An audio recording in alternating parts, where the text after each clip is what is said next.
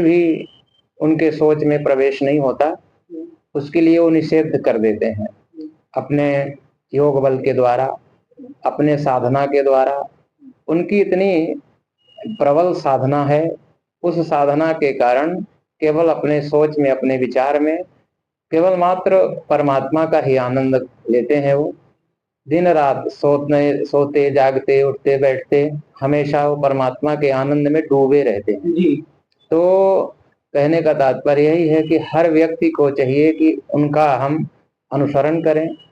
साधु संत महात्माओं के जो शब्द हैं अनमोल, जो अपने शरीर को वहां पर आराधना में और साधना में मनन कर रहे हैं, चिंतन कर रहे हैं, मंथन कर रहे हैं, परमात्मा का आनंद प्राप्त करके हम सबको शेयर कर रहे हैं, हम सबको बांट रहे हैं, उसको हम लेने के पात्र बने।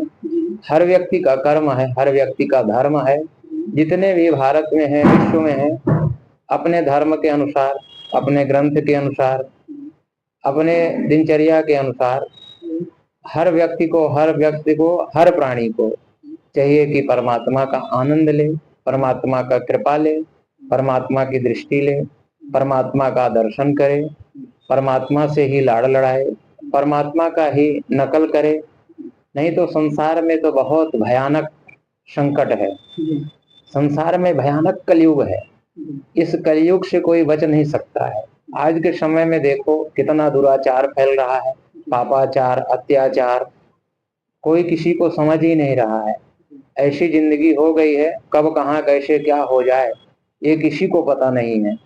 कितने भी बड़े बड़े अपने आप को कहते हैं कि हम बहुत बड़े भविष्य की बात बताते हैं, पर आज के समय में किसी को पता नहीं है कि कब क्या हो जाएगा। तो केवल ये होना चाहिए हमारे अंदर कि हम परमात्मा का आनंद, परमात्मा का स्वरूप, परमात्मा का धाम लीला, उससे हम अपने आत्मा में आनंद लें, परमात्मा के मस्ती में रहें, परमात्मा को सोते जागते उठते बैठते हमेशा स्मरण करें और पवित्रता से रहें, पवित्र भोजन करें। अपने घर में रहें या वन में रहें, मंदिर में रहें, धाम में रहें, तीर्थ में रहें, पेड़ के पास रहें, पौधों के पास रहें, सबको हम प्रेम की नजरिया से देखें। जैसे कहा जाता है जो पक्षी हैं, पक्षियों को क्या है, परमात्मा की कृपा है, वो परमात्मा की कृपा से उड़ते हैं और परमात्मा की कृपा से उनका भी भरण पोषण होता है। पर परमात्मा बहुत धार्मिक पुरुष को निमित्त बना लेते हैं। वो धार्मिक पुरुष ऐसे होते हैं कि उनके अंदर ऐसी ही प्रेरणा होती है कि हम जाकर पक्षियों को दाना खिला दें, है ना, जो जलाशय में जीव है उनको कुछ अन्न खिला दें। जैसे गाय माता है, गाय को हम जाके घास खिला दिए कि केला खिला दिए कि फल खिला दिए, जो भी कुछ अपने समर्थ के अनुसार गाय को खिला दिए, पक्षियों को खिला दिए, जल के अंदर जितने जीव हैं उनको हम खिला पिला दिए। उनकी जो दुआएं हैं वो हमारे लिए आशीर्वाद बन के प्रदान करती हैं, उनकी दुआएं हमारे लिए आशीर्वाद है। और मनुष्य के लिए तो हम कितना भी करेंगे तो एक दिन मनुष्य स्वार्थी होता है, स्वार्थ से हमें प्रेम करता है। पर और जो प्राणी और पक्षी होते हैं, जीव होते हैं, वो निरपेक्ष होते हैं, उनके पास कोई पक्ष नहीं होता है, कोई स्वार्थ नहीं होता है, उनका एक ही स्वार्थ है कि हमारा पेट भर जाए। जिस दिन हम पक्षियों को नित्य नियम लेकर के, पक्षियों को, जीवों को जब हम भोजन करवाते हैं तो भोजन के द्वारा जैसे उनके पेट में जाता है वो बहुत प्रसन्न होते हैं। वो प्रसन्नता ही हमारे लिए वो प्लस पॉइंट आशीर्वाद है। वही उनकी प्रसन्नता मतलब परमात्मा की प्रसन्नता है। जीव प्रसन्न हो गया, गाय माता प्रसन्न हो गई, जितने भी पक्षी हैं, जितने भी जीव हैं, जानवर हैं, जो भी हैं, तो वो प्रसन्न हो गए तो समझ लेना कि परमात्मा की कृपा हो गई हमारे ऊपर, परमात्मा हमारे ऊपर प्रसन्न हो गए।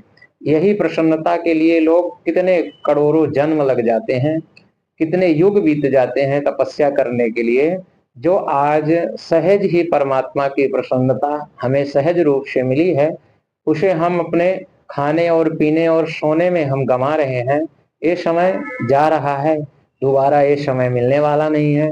ये समय करोड़ों जन्म के बाद मिला है एक बार, इसको हम सार्थक बनाएं, इसको हम सफल बनाएं, तो कलयुग में कहा है कि इसे सहज ही परमात्मा की प्राप्ति हो जाती है। कोई विषय है कि हमें परमात्मा प्राप्त हो जाए, किसी को लगता है कि हम परमात्मा के संग हो जाएं, किसी को लगता है कि परमात्मा को ही हम देखते रह जाएं, है ना, परमात्मा की वाणी सुने, परमात्मा की लीला को देखें, परमात्मा के धाम को देखें।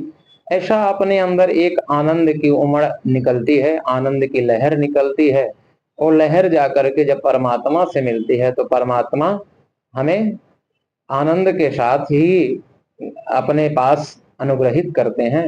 परमात्मा तो भक्त वत्सला हैं, भक्त के पीछे डोलते हैं।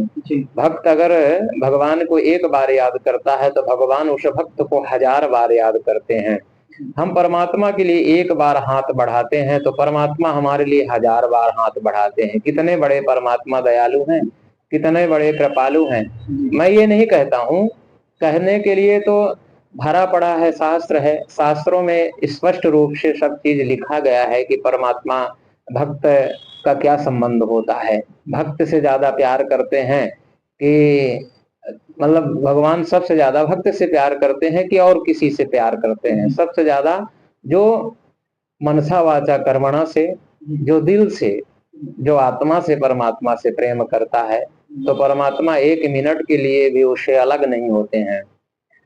अब जैसे संसार के लोग हैं, खूब अच्छा बड़ा मकान बनवा लिए, उसमें 7 दरवाजे लगा दिए, 7 दरवाजे के अंदर रह रहे हैं कि हमारा कोई कुछ नहीं कर सकता, काल तो हर जगह जाता है।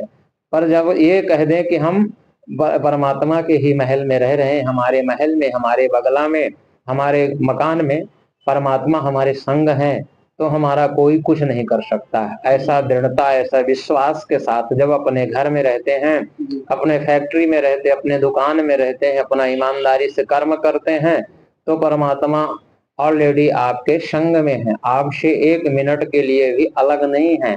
इतना प्यार करते हैं परमात्मा।